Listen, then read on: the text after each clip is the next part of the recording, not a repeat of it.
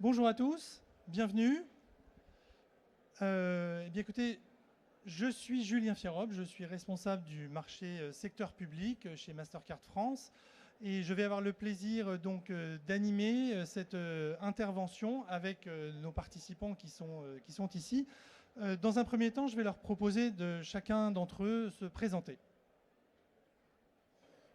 Merci. Bonjour à toutes et toutes. Donc, je suis Thomas Boudan, je suis chargé de programme pour l'Ukraine au sein de l'association Première Urgence Internationale. Enchanté, ravi d'être là. Bonjour, je suis Camille Kaboulou, chargée de mécénat pour Première Urgence Internationale. Bonjour à toutes et tous. Donc Marie-France Séfis, vice-présidente au conseil départemental, maire de Val-d'Oie et travailleur social à mes heures perdues. Bonjour à toutes et à tous, je suis Rémi Castel, je suis en charge des comptes nationaux et de l'accompagnement des ONG au sein du secteur public et des programmes sociaux de UpCop. Très bien, merci à tous les quatre. Alors, nous sommes réunis ici donc, pour parler de la thématique de l'impact des aides financières aux populations. C'est bien sûr un sujet qui concerne principalement les acteurs locaux qui sont en charge de mettre en place les dispositifs d'accompagnement des populations. Mais on va voir dans le cadre de cette discussion que c'est aussi un sujet qui est pertinent dans d'autres contextes que l'aide aux populations locales sur les territoires.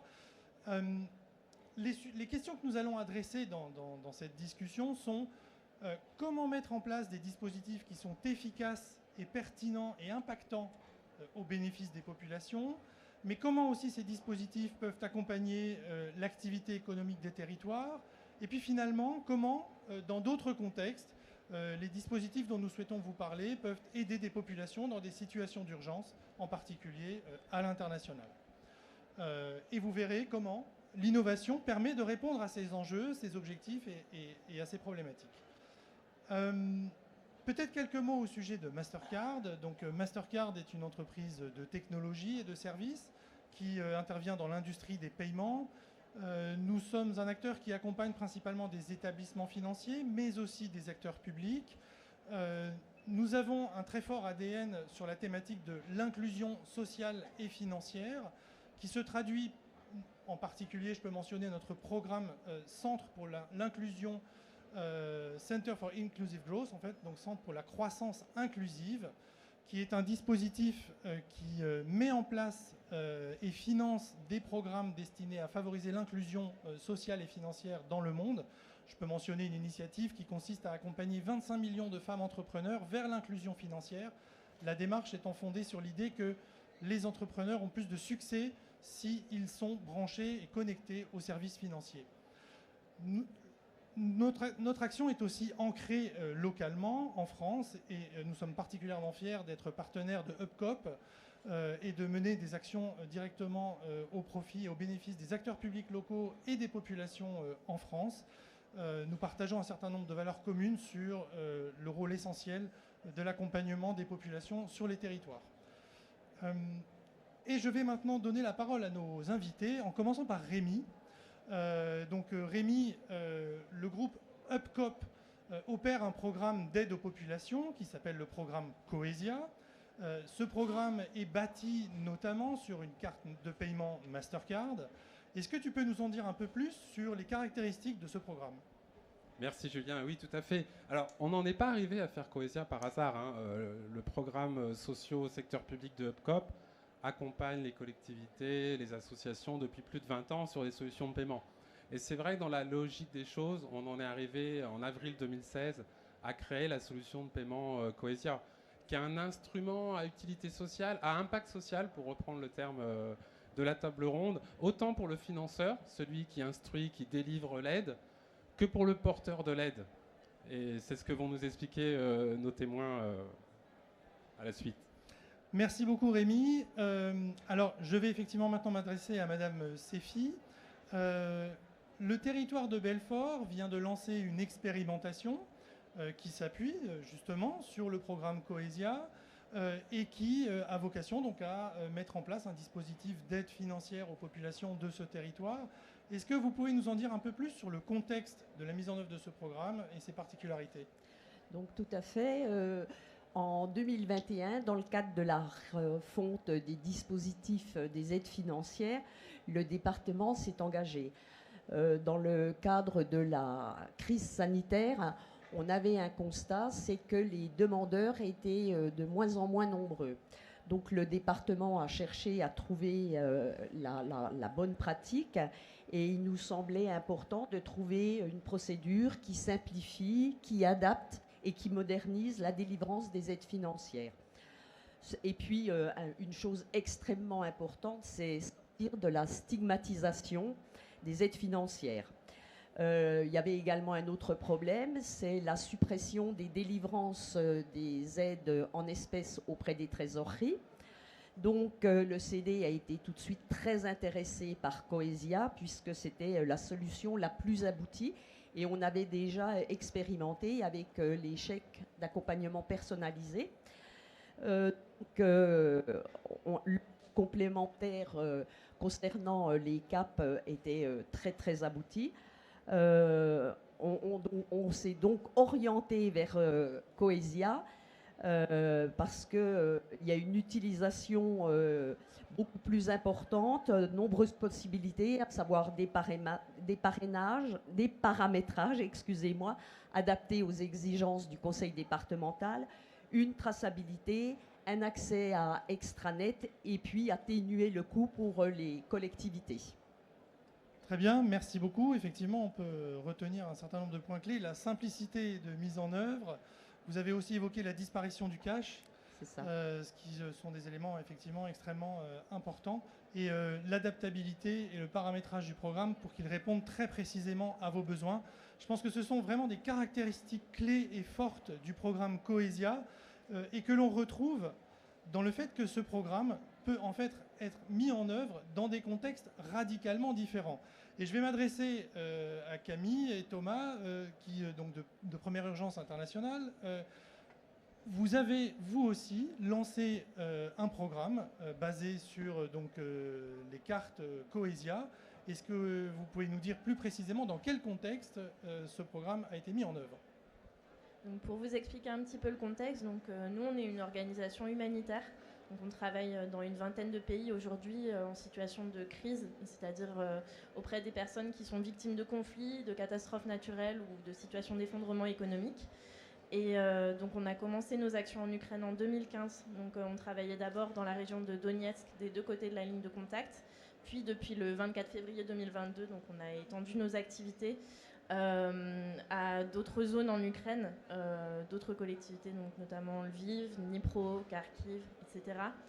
Et donc c'est dans ce cadre-là qu'on a développé le partenariat avec UpCop donc pour apporter une réponse humanitaire. Je vais laisser Thomas en dire plus sur le programme qu'on a développé. Merci. Merci Camille. Bonjour à tous et toutes. Donc oui, tout à fait. Donc, on se retrouve à partir du 24 février 2022 avec, comme vous le savez, des millions de personnes déplacées à l'intérieur du pays, des personnes réfugiées en Europe essentiellement, et donc des besoins humanitaires urgents à couvrir. La modalité de transfert financier, depuis quelques années dans l'aide humanitaire, s'impose de plus en plus parce qu'elle offre plusieurs avantages. J'y reviendrai un petit peu plus tard. Et donc voilà, donc nous, PUI, on se retrouve... La modalité, pardon, vous voulez dire la modalité par carte ? De transfert financier, quelle que soit la modalité qu'on utilise, que ce soit du cash ou de la carte. Merci pour la précision. Mais donc voilà, PUI cherchait à atteindre des personnes proches de la ligne de front, proches des hostilités, ou alors des personnes en situation de déplacement à l'intérieur du pays. Donc deux types de profils, sachant qu'on parle de plusieurs milliers de personnes, de plusieurs dizaines de milliers de personnes que PUI cherche à atteindre. Donc la solution proposée par Coesia, la solution de carte, elle a émergé au moment où en fait on cherchait une solution pour permettre à nos équipes de déployer dans un contexte de conflit et de pouvoir effectivement atteindre des populations, comme je l'ai dit, soit fixes, soit mobiles. Donc concrètement, comment ça se passe ? Donc nous, on enregistre des personnes qui répondent à des critères de vulnérabilité, des critères socio-économiques applicables en contexte de conflit. On enregistre ces personnes. Ensuite, nos équipes activent les cartes Coesia qu'on leur remet une fois qu'elles sont activées, elles sont créditées d'un montant qui est défini en fonction de la taille du foyer, en fonction des régulations gouvernementales au niveau ukrainien.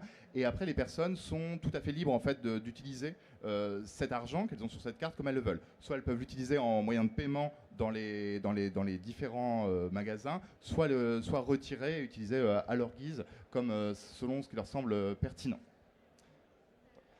Merci. Alors, effectivement, ce que nous venons de voir, c'est que ce programme Cohesia est caractérisé par une grande agilité, puisqu'il peut être utilisé dans des contextes extrêmement différents, que ce soit pour aider des populations dans un territoire comme le territoire de Belfort, ou bien accompagner des populations en situation d'urgence dans un pays en guerre, comme le fait PUI en Ukraine. La question peut-être qui se pose maintenant, c'est de savoir quels sont les avantages ou les bénéfices pour les porteurs de ces cartes. En quoi c'est intéressant finalement pour un bénéficiaire d'une aide financière de détenir cette carte plutôt qu'un autre moyen d'aide financière? Je m'adresse d'abord à Madame Sefi. Donc après 18 mois de déploiement, Cohesia répond complètement à nos attentes. C'est près de 2/3 de nos bénéficiaires qui ont recours à Cohesia.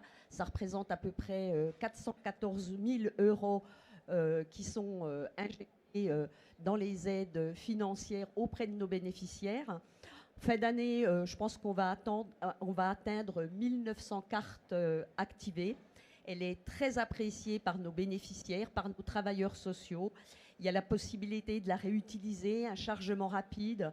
On peut l'utiliser dans différents commerces. Il y a un terminal bancaire, donc c'est un plus. C'est une procédure très simple, non stigmatisante. Ça, c'est très important. Et puis, les retraits par chargement. Voilà.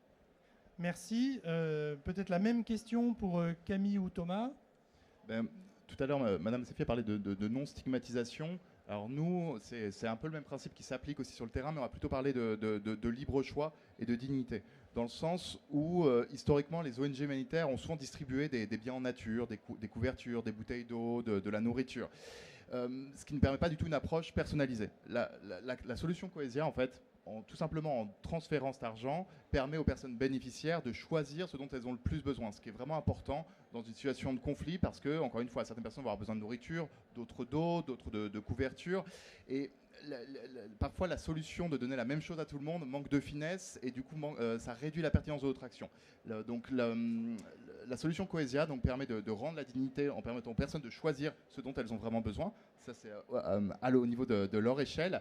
Au niveau de PUI, ça permet aussi une meilleure efficacité du coup de l'aide, parce que, encore une fois, les personnes achètent et se fournissent vraiment ce dont elles ont besoin, et ça évite de se retrouver avec des personnes qui reçoivent 2-3 couvertures de la part de PUI, de la part d'une autre organisation. Donc on est vraiment sur une optimisation des fonds utilisés, sachant que je précise aussi que nous on fonctionne sur un financement public d'organisations publiques et parapubliques, donc c'est très important à mentionner.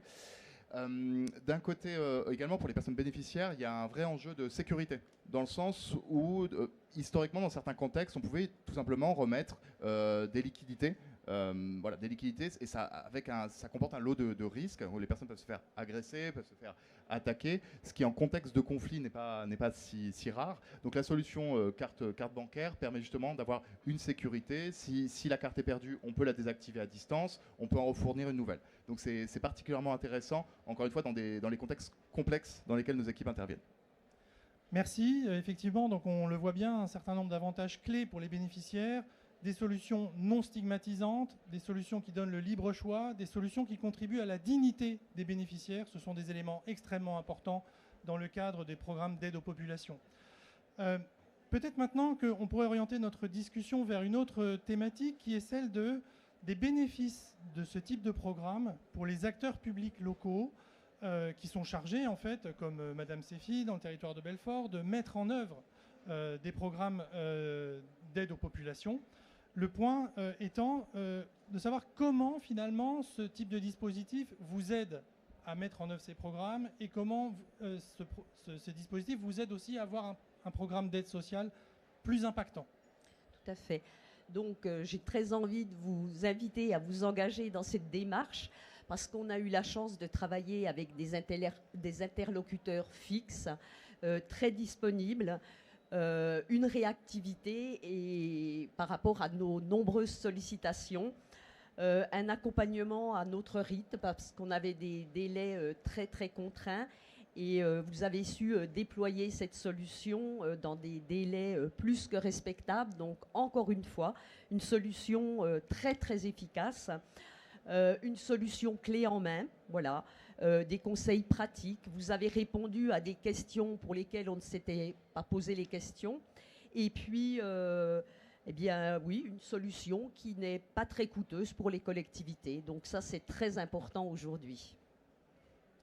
Merci. Rémi, est-ce que tu souhaites apporter un complément? Merci à vous tout d'abord. Ce que je voulais vous dire, c'est qu'on voit bien au travers ce que vous nous avez dit les uns et les autres, c'est que l'arrivée de Coesia, ça a été un véritable bouleversement, autant pour les financeurs que pour les porteurs des aides. Le premier financeur qui a utilisé Coesia, c'est l'Office français d'intégration et d'immigration pour verser l'aide aux demandeurs d'asile. Je faisais écho à la période d'avril 2016. C'est comme ça qu'on a démarré. Et en fait, ça a été vraiment le bouleversement dans la manière de gérer, de remettre les aides. Les bénéficiaires de l'ADA n'avaient plus à revenir en sous-préfecture tous les mois pour récupérer l'aide en numéraire. Ça a permis de charger tous les mois l'aide sur les cartes et ça perdure depuis. Et c'est ce que vous avez dit aussi dans le fait que les personnes soient autonomes, soient libres de pouvoir utiliser la carte. Ce que je retiens aussi, c'est certes, c'est un programme, il y a un socle technique qui est commun à tous, que ce soit pour les demandeurs d'asile, que ce soit pour le territoire de Belfort ou d'autres collectivités, ou que ce soit pour Première Urgence Internationale. Mais ce socle technique, on va l'adapter.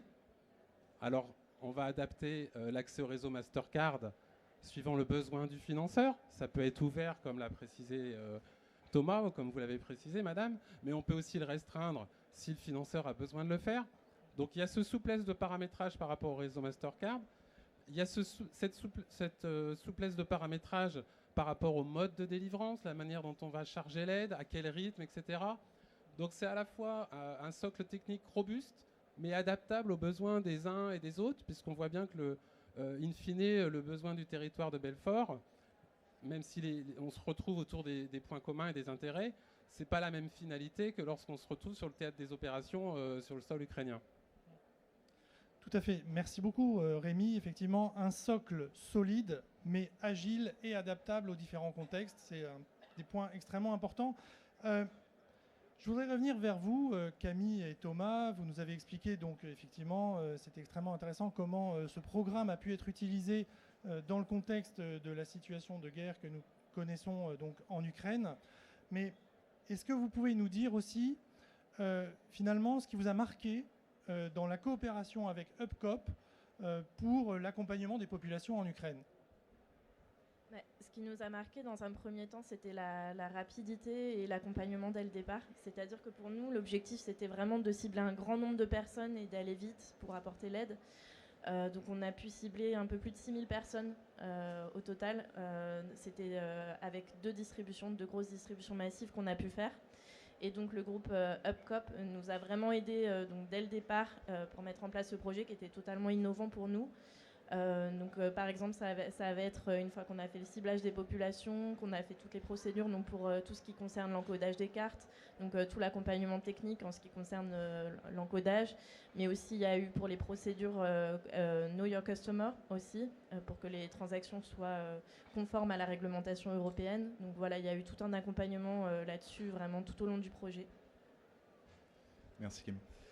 Oui, donc dans la continuité de ce qu'a dit ma collègue Camille, c'est ça. Je rappelle qu'on est sur une solution innovante, donc qui, initialement, quand on s'approche de Coesia, PUI ne maîtrise pas cette solution, ne maîtrise pas cette modalité. Donc on avait vraiment besoin d'un accompagnement. La solution est relativement simple à déployer une fois qu'on a été formé, qu'on nous l'a expliqué. Et Up a vraiment pris ce temps pour nous accompagner à Paris, mais également les équipes en Ukraine, à distance, sur de l'appui technique, sur des petites questions qui apparaissent. Donc ça a vraiment fait la différence. Et je vais joindre à ce commentaire une réactivité, une constance dans les interlocuteurs qui ont suivi nos dossiers. Ça a vraiment fait la différence pour le coup. Très bien, merci à tous les deux. Nous arrivons à la fin de notre intervention. Peut-être, est-ce que tu souhaites donner un petit mot de conclusion, Rémi ? Oui, alors pour ce qui nous concerne, on est vraiment au tout début de l'histoire. Finalement, c'est assez récent, ces modes de versement. On voit bien l'intérêt et l'utilité que ça peut avoir au niveau des collectivités territoriales. On a aujourd'hui sur le territoire de Belfort, mais sur d'autres départements et aussi auprès de quelques CCAS ou métropoles, on a plus de 40 000 cartes en circulation. Pour l'ADA, c'est plus de 130 000. Et sur le programme ONG, donc que ce soit avec Première Urgence Internationale ou Action contre la faim, qui est notre autre partenaire, on a délivré plus de 12 000 cartes et 10 millions d'euros. Mais on n'est qu'au début de quelque chose, parce que, Camille, vous l'avez évoqué, Coesia peut venir aussi en réponse à des crises climatiques, à des mouvements de population. Donc on est persuadé que la solution va être de plus en plus utilisée par les acteurs de l'aide publique aux populations au sens large. Très bien, merci. Et effectivement, je voulais ajouter que peut-être derrière ces chiffres et derrière ces milliers de cartes qui sont mentionnées, ce sont à chaque fois des bénéficiaires, c'est-à-dire ce sont des individus qui bénéficient directement d'une aide avec toute l'efficacité et l'impact qui ont pu être décrits par nos participants dans cette intervention. Merci à tous. Il nous reste quelques minutes. Est-ce que vous avez des questions à adresser à nos intervenants? Oui, madame? Oui, bonjour. Je suis directrice d'un CCAS, un petit CCAS, et je me demande dans quelle mesure cet outil qui a l'air magnifique peut être adapté à des petites structures, y compris locales, avec l'idée de donner des aides, bien entendu, vous l'avez expliqué, mais aussi de consommer local. Est-ce que ça fait partie des possibles? Merci pour votre question. Je fais une réponse d'abord parce que je pense à un CCAS. On a dans nos clients Coesia, on a le CCAS d'Avion, la ville d'Avion, qui est une ville de 12 000 habitants dans le Pas-de-Calais, qui utilise la solution pour quelques centaines de familles bénéficiaires des aides facultatives du CCAS. Donc il n'y a pas de critère de taille en fait. Peut-être que vous voulez compléter? Donc moi je suis travailleur social de formation, hein. J'ai travaillé 27 ans comme assistante sociale et je pense qu'il faut qu'on arrive à travailler l'accompagnement, rencontrer les gens, leur expliquer qu'il est important de consommer local. Donc comme je le disais, il y a une traçabilité, on va voir si les gens ne vont pas acheter dans le sud de la France ou aller jouer au casino ou des choses comme ça. Je rigole mais c'est un peu vrai. Et leur dire qu'il faut privilégier le commerce local. On voit un petit peu ce qu'ils ont acheté et la conseillère en économie sociale et familiale va pouvoir leur dire je pense que vous auriez pu acheter ça, mais travailler l'autonomie, ça c'est plus qu'important. Juste pour apporter un dernier complément, on a aussi un programme d'accompagnement de l'accès à l'alimentation durable. Alors c'est un autre sujet, mais c'est aussi quelque chose qu'on peut travailler avec vous et sur lequel UpCop est engagé. Y a-t-il une autre question dans la salle? Oui, monsieur? Non? Quel est le coût de cette carte au niveau de sa, disons, de coût financier? Et deuxièmement, quel est le mode de suivi des personnes qui vont en bénéficier? Le mode humain de suivi. Merci. Alors le coût, pour vous répondre sur le coût, on va dire que c'est un pourcentage des aides que vous distribuez. Sur 100 € que vous distribuez, ça va être un pourcentage autour de 3% des aides que vous distribuez. Un peu plus quand vous démarrez parce qu'il faut incrémenter la solution, mais on est dans cet ordre de grandeur. Après, vous avez parlé d'humain et je pense que c'est aussi ce qui est ressorti des personnes qui sont présentes en intervenant sur la table ronde. Ça ne vient pas remplacer l'accompagnement humain, au contraire.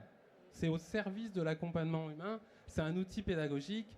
Je me souviendrai toujours de ce que m'avait dit une responsable ASE d'un département d'Île-de-France. Elle m'avait dit que Coesia, ce n'est pas une solution de paiement, c'est un outil pédagogique pour accompagner les jeunes vers l'autonomie financière et leur apprendre à gérer un budget. Donc c'est vraiment au service de l'humain. Et vous avez, alors techniquement, oui, il y a un extranet de pilotage où vous pouvez voir ce qui se passe, comme l'a dit madame. Mais c'est surtout la dimension accompagnement, ce que vous allez mettre autour de la carte, du programme d'accompagnement que vous allez mettre autour de la délivrance de la carte pour le porteur et le bénéficiaire de l'aide. Oui, je voudrais juste compléter dans le cas de notre intervention en Ukraine. Voilà, la modalité Coesia, c'est un service que les équipes de première urgence offrent à la population affectée, mais c'est un service parmi de l'accès à de la santé, de l'accès à de la santé mentale, de l'accès à l'eau. Donc voilà, ça dépend, c'est une partie d'un package en fait, de services qu'on fournit, et après ce sont les équipes de première urgence qui jugent en fait quel service est le plus adapté et le plus pertinent pour les personnes affectées. Merci. Autre question? Non, bah, s'il n'y a plus de questions, je pense que nous pouvons clôturer cette session. Il me reste à remercier nos intervenants qui nous ont fait vivre et vibrer sur le thème de l'accompagnement et de l'aide aux populations. C'est un thème extrêmement passionnant et comme l'a dit Rémi, nous sommes au début de l'histoire et nous travaillons collectivement à construire une très belle histoire sur cette thématique. Merci à tous.